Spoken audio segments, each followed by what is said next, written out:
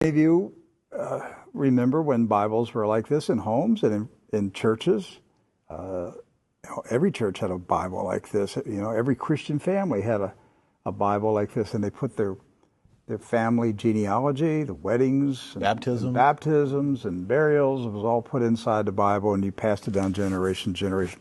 This particular Bible was published in 1905.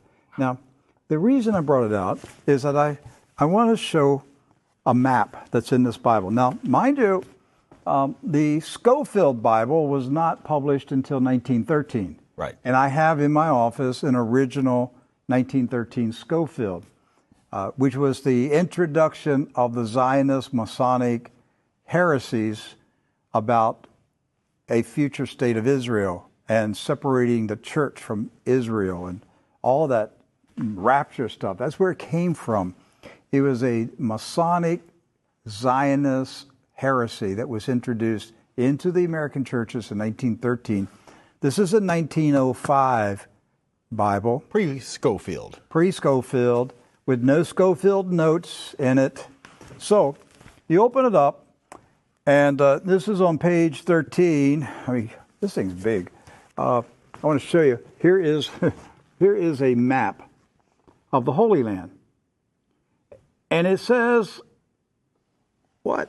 Oh, Palestine of the Holy Land. They misspelled Israel. No. Palestine. Palestine. Huh. And all these Christian Zionists that tell me, Rick, there's never been a Palestine. All right, so here's a still. There it is. Let's zoom in and show you here. Yeah. So, yeah, you hear these people like John Hagee, there's never been a Palestine.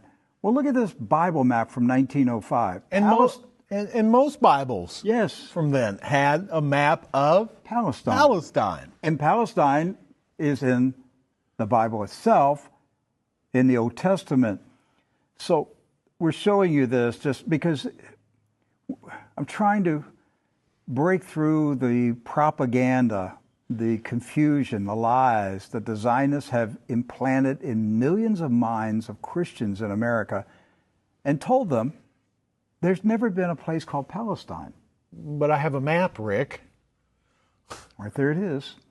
So, with that in mind, do you know who lived in Palestine? Palestinians? Palestinians. I got that one right. Palestinians. And Palestinians were Jewish, Christian, and Muslim.